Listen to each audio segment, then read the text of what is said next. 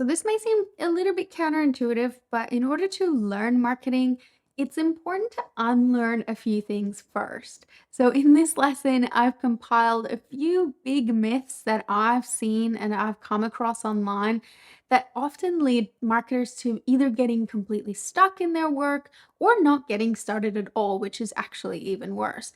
So, let's have a look at a few myths and let's bust them, shall we? So let's get started with our first myth, which is thinking that we all need to find a point of difference. If this is something that's resonating with you, I would really encourage you to read Steal Like an Artist by Austin Kleon. It's an amazing book. It's linked in your course guide as well.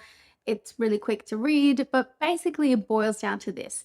There are no unique messages, there are just unique messengers. So, the thing that's going to really give you a point of difference is that you are the person sharing it. It's not going to be the information that you're putting out there.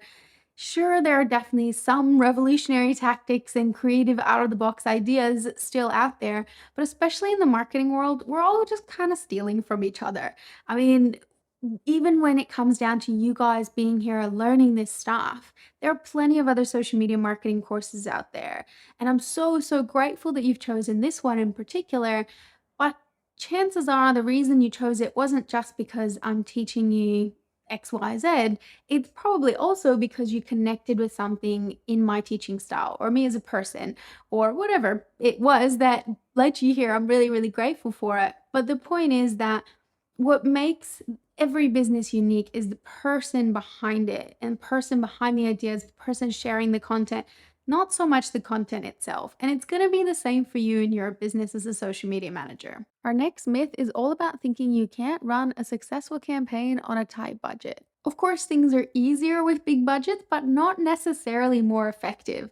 I actually find that people get really, really creative when they're kind of pushed into a corner because they have a really small budget to work with and they have to think really creatively about how to do more with less. This is an example of Squash, who got a $200 billboard on the way to a local popular polo event here in Australia.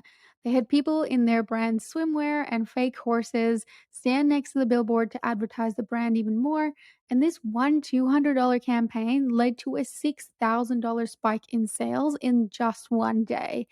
And it managed to upstage the big brands of the event because it became the top hashtag of the entire event.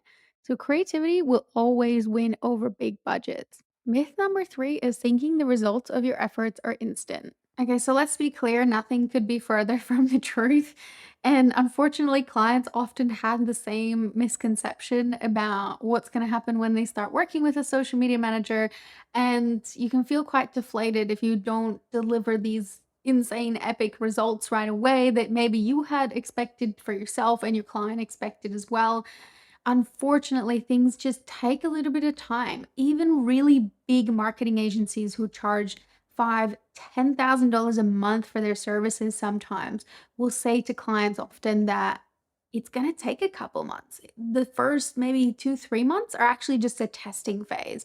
They will specifically mention that in their contract not to expect huge results until they're past the 3 month testing phase. And these are people charging enormous amounts for this. And they're just really good at managing expectations that it just takes time to adapt the strategies that you know are tried and true, but for a new business and a new audience and a new location and all the things that go into developing a really successful social media marketing strategy, it all just takes time. So please remember to be really patient with yourselves and remember that small steps added over time will lead to big results, but everything just takes a little bit longer than we would like it to. Our next myth is all about thinking that being objective is really easy.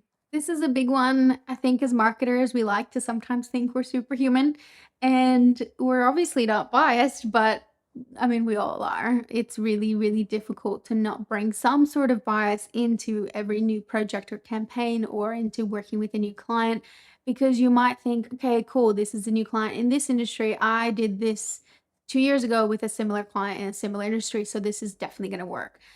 It's really difficult already, but it's even more difficult if you don't know what your own biases are. I definitely thought TikTok was just gonna be a platform for dancing teenagers and it was gonna, burn bright for a couple months and then fizzle out very quickly.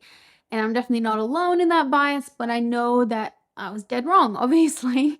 And I wish that I had fought against that bias earlier on and started working with the platform sooner.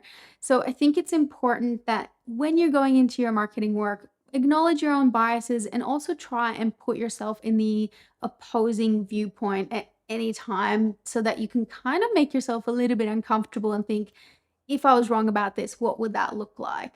Just always try and push your own objectivity because that's what's going to make you a really, really good marketer. Another very common myth is thinking social media isn't customer service. Users will often look to brand social media accounts to answer disputes, find missing items, answer any questions. So it's a lot of communication that has to kind of happen through social media because that's where we all live now. In fact, 64% of buyers would rather send a brand message on social media than to call for customer service. So if your client doesn't have a strategy in place for responding to customer service queries on social media, it's definitely time to think about it. I also often see people thinking that social media managers should be new graduates. Being good at social media marketing has nothing to do with how old or how young you are. You can learn the tools and the strategies at any age, and you can make a lot of mistakes at any age as well. And on the degree side of things, I would say that if you've got a degree, that's amazing. I know some amazing marketers who do. I also know a lot of amazing marketers who don't and who are completely self taught. So I think more than any of those things, the important thing to remember is to be adaptable and driven above all else. And maybe one of my favorite myths is thinking quality wins over quantity. So, this is going to be a bit controversial, but I would say that there is no perfect answer to this on quantity or quality. I would say that they serve different purposes at different times. And I think that quantity is often the gateway to quality because it takes a lot of practice to create good content. It's like trying to create the perfect YouTube video or the perfect Instagram post on your first go, or trying to run a marathon before you've ever even like run casually around the block. So to put this in perspective, these are some of the first things I ever designed for a paying client, and looking at it now, I think, oh, I could have done a few things differently here. But at the time, this was my best. And I was really happy to focus on just practicing, creating, and doing as much quantity as possible to eventually get to that quality bit that I was happy with. And lastly, let's talk about why we all seem to think that our production value must be high in order to see real results on social media. This is along the same lines as the previous myth, but specifically when it comes to creating video content. Because myself and a lot of other video creators would agree that often the videos that you think are going to perform the best for you are not the ones that do. And often it's the ones with the worst production value that are actually the most successful. You'll often see big YouTubers talk about how investing in better production quality and maybe even outsourcing their editing often tanks their engagement because that's not really the stuff that people care about. And I've even seen this with my own videos. My Digital Marketing 101 video literally has a headphone microphone stuck in my shirt while I filmed sitting on a bed when we were living out of hotels in Bali. And that video has nearly 60,000 views now. So people really want to be engaged and informed, but they don't really care if you're filming with an old webcam while sitting on a bed and using your headphone microphone instead of a fancy $300 or $400 microphone. So I hope that's really helped you think about marketing a little differently. And now let's get into the next lesson where we'll talk about your first client. So I'll see you there.